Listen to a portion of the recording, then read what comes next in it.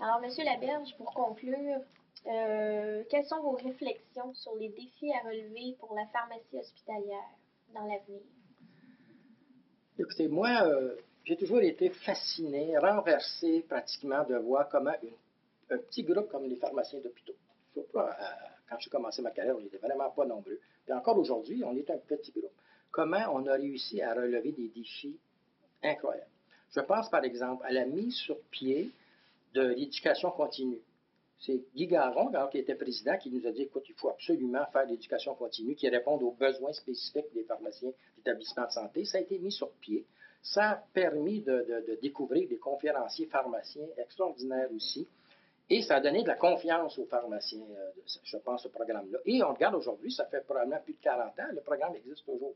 Et je pense qu'il n'y a pas une seule association qui a fait autant pour ses membres au niveau de l'éducation continue que des pharmaciens d'établissement de santé. Je ne pense pas qu'il y ait aucun autre groupe qui en a fait autant. On regarde la même chose au niveau de la décision des chefs, on a parlé tantôt. Je pense que ça prenait du courage aux chefs c'est un gros défi quand même de dire, bon, écoute, on va renoncer à ça. Je pense, par exemple, à la réforme de François Schubert, qui, lui, quelques années après que j'ai quitté, le dossier de dire il faut absolument qu'il y ait une formation d'assistante technique au niveau scolaire. Ça, c'est un dossier immense. Et le ministère dit oui, on n'est pas contre, mais on n'a rien à voir là-dedans.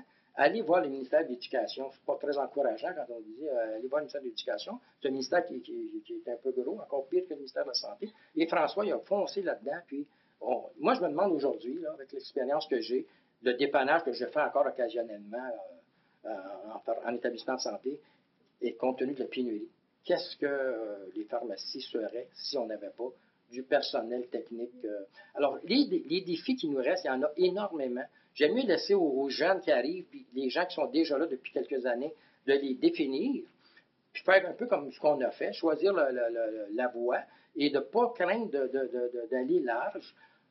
Mais le grand défi, je pense, que j'espère que les pharmaciens actuels vont réussir à passer à travers, c'est celui de durer pendant cette période très difficile de la pénurie. Moi, je le constate, là, quand je m'en vais faire du dépannage, c'est incroyable ce que je vois, les services. Puis j'ai encore quand même pas mal de gens là, que je rencontre, là, des anciens collègues où je travaillais. Ça va entre le découragement total, parce que le travail est épouvantable. Et il faut vraiment que ça se règle d'ici peu et que finalement, que le ministère donne des conditions gagnantes pour que des candidats arrivent dans le réseau de la santé. C'est un réseau extrêmement important, le réseau public. Les gens travaillent pour les Québécois, puis il faut vraiment que ça soit attirant. Et là, j'ai confiance quand même. Ça, c'est le défi que je dis, là. C'est ça qu'ils doivent régler actuellement. Pas tellement de régler la pénurie parce que ça ne se fait pas individuellement, mais d'essayer de se convaincre que la lumière s'en vient, disons. Je ne sais pas si ça s'en vient, là, mais il faut. Je pense que c'est ça, là, le défi qu'il faut actuellement. Pour le reste, mais je pense qu'ils sont capables de se trouver des nouveaux défis. Ça ne manquera pas. Merci beaucoup, M. Laberge. Merci.